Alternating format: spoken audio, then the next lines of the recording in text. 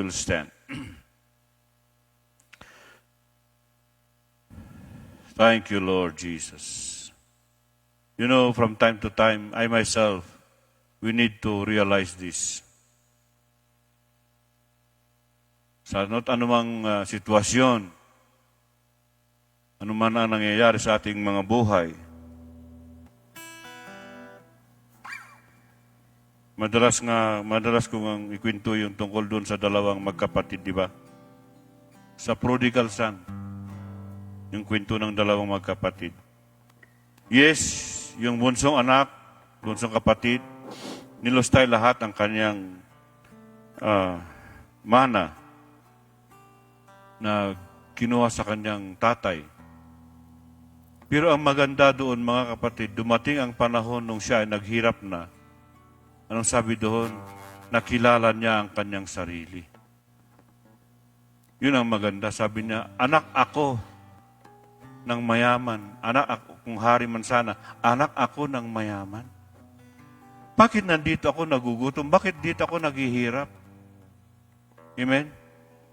Kaya nung na-realize niya na siya ay anak ng mayaman, yung kanyang pamilya, yung kanyang tatay na iniwanan, ay pinakamayaman maaari sa lugar na yon, sa siyudad nila, o sa bansa nila, o sa probinsya nila.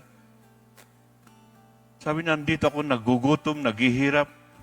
Samantalang sa bahay ng aking ama ay kahit ultimo pinakamababang uri ng katulong ay kumakain ng sagana. Alam ko, sabi niya, hindi na ako karapat-dapat na matawaging anak, pero anak pa rin naman ako. At yun yung nagtulak sa kanya, nagbigay sa kanya ng kalakasan, ng tibay ng loob, ng lakas ng loob, para, sabi niya, titindig ako. Tatayo ako, titindig ako. Pupunta ako sa aking ama. At sasabihin ko sa kanya, Ama, nagkasala ako. Nagkamali ako. Alam ko, hindi na ako karapat dapat na maging anak. But ang pinakamahalaga doon ay kinilala niya ang kanyang sarili. Na siya ay anak pala. Anak ako, sabi niya. Kung yung mga katulong ay inaalagaan ng aking nana, ang tatay, ako pa kaya na anak? Di ba? So yun sana maging sa atin, sa kaisipan natin, sa puso natin. Minsan pag dumarating sa atin ang kahirapan, dumarating sa atin ang problema, minsan nakakalimutan natin na tayo ay mga anak ng Diyos. Very simple lang, sabihin mo sa iyong sarili, anak ako ng Diyos. Anak ako ng Diyos.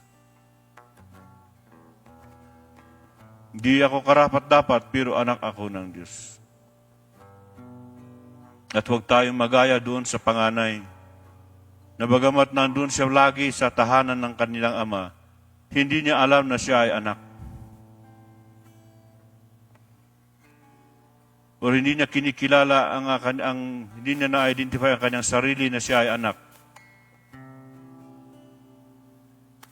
Kaya sabi ng tatay niya sa kanya, anak, lahat ng naiwan sa akin, natira sa akin ay sayo. Amen. Pero ang problema nga, hindi niya nakilala, hindi niya alam, o hindi niya yung sa kanyang karakter, sa kanyang isip, hindi niya ginagawa, o hindi siya umaasta na talagang katulad ng isang tunay na anak.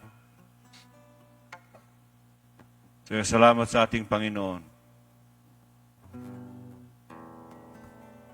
Gayahin natin yung prodigal son. Anak tayo, anak ka ng Diyos. Identify yourself with the Word kung tayo ay nobya ni Kristo. That's the only identification.